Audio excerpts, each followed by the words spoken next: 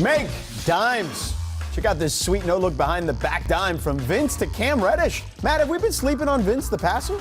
I think Vince is one of the most talented players the game's ever seen, from being able to do everything. I've seen him shoot half-court jumpers left-handed. Like, he's a super talented player, but yeah, he's definitely a solid passer. And it's like, after 22 seasons, let me show a different facet of my game besides the dunks. Yeah. That's kind of cool. Yeah, and he can still get up. Okay, let's not diminish that part of his game. Taking a playoff. Yeah, for sure. That's veteran savvy right there.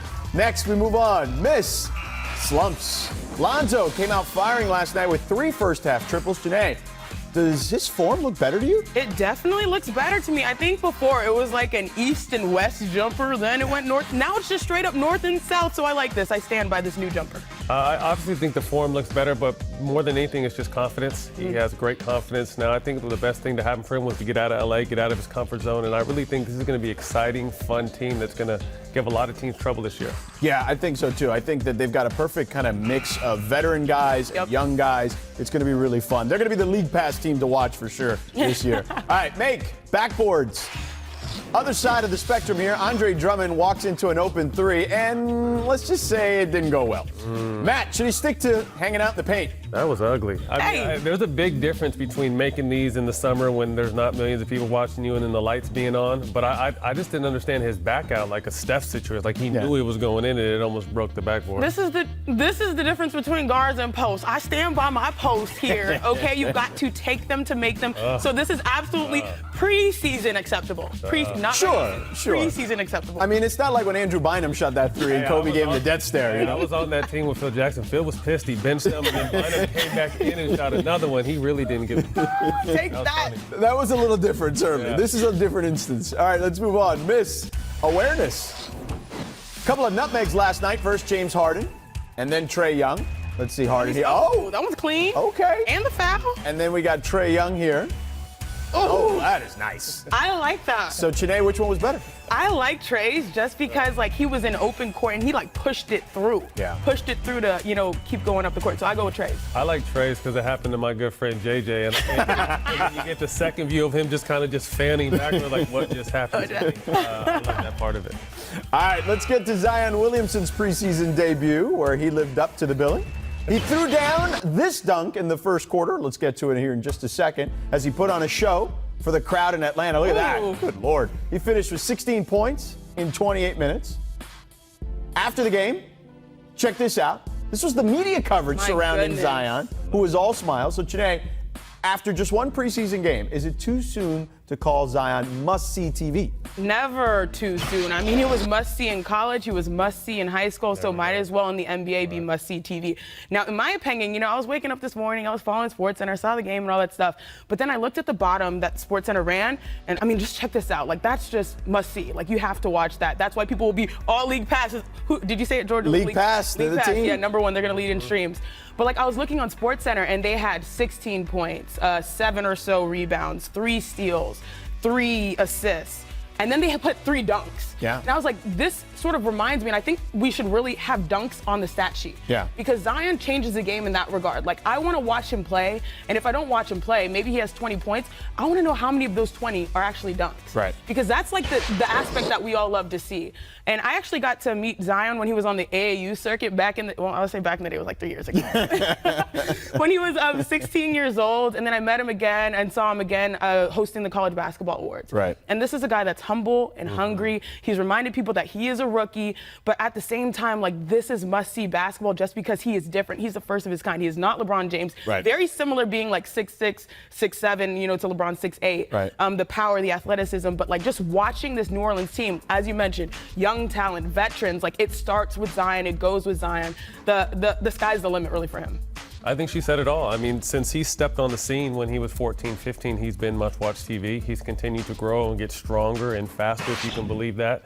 And it's going to be a fun team. It's going to be a fun season for him. And I think just his talent alone, his athleticism, his hungriness, his ability to run in transition is going to get him 16 to 18 points a game, and that's going to buy him a year or two to be able to develop the rest of his game. But I really think the sky's the limit for this kid. Like she mentioned, very humble and down to earth, and that's I think what I love most about him. I don't ever want him to lose that fun part of it, because we all know being in the game for a while it becomes a business. I love the enthusiasm and the energy on his face. He's always smiling. Yep. I'm excited for him and the Pelicans. Yeah, he's a team first guy too. When I was at Summer League, that's what everybody kept constantly saying, that he didn't want to do anything by himself. He didn't even want to do any interviews by himself. He wanted to do everything with the team. So that's certainly a good sign Put too. dunks on the stat sheet. There you do go. it for New Orleans. There do you it go. for the culture. Earlier today, Zion's former college coach Mike Krzyzewski weighed in on California's Fair Pay to Play Act in a statement. And it might not be what you think. Coach K said this, quote, "I don't and won't pretend to understand all the complexities of such a change. However, it is a sign of the times that we in college athletics must continually adapt, albeit in a sensible manner. While we have made significant progress in recent years, we've not always responded to the needs and rights of our players swiftly and frankly.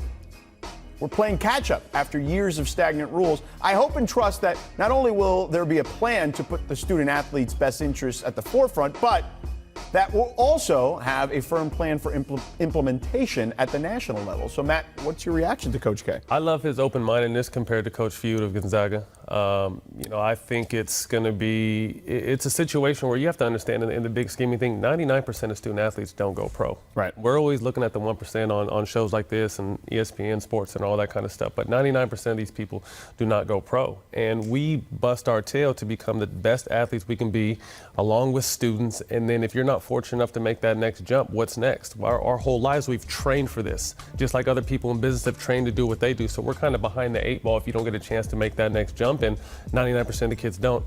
I see nothing wrong with kids getting paid to play. And more importantly, as you know, Matt, when we were in college as student athletes, that was work. That was work. And a lot of people say that your degree is compensation. How often are athletes going and doing the degree that they really want to do? They sometimes settle just because they feel like, oh, I'm not going to be able to do that strenuous, maybe hum bio major or computer science major because I'm still trying to be a top athlete. So that compensation value with degree is just a little bit lower. But I like Coach K pretty much co-signing on this whole movement. It's big because Coach K just gets it. Right. He always meets athletes where they are and also where athletes are going. That's why Duke has been dominant for so long. Coach K has always been aligned with the athlete's best interest. And I mean, pretty much whether you're a one and doneer like Zion or whether you're a 4-year player like Grayson Allen, he meets you where you are and gets the most out of you. And that's the futuristic mindset that I think California is understanding and Duke understands through the leadership of Coach K. Carolina is one of the, North Carolina is one of the states. Florida is another one of the states that's looking to implement something similar. You mentioned Mark Few, the coach at Gonzaga. He did an interview recently with Jeff Goodman of Stadium, and the quote that came out of that interview is about Gavin Newsom in this particular act. He said, quote, "He should probably stay in his lane, like I tell my players, and figure out homelessness. I think he's got a state that borders Mexico and get that mess figured out." And that was one of the quotes that came out, Mark Few of Gonzaga to Jeff Goodman of Stadium. So that, when you were alluding to that, it's different, certainly a different side of the spectrum.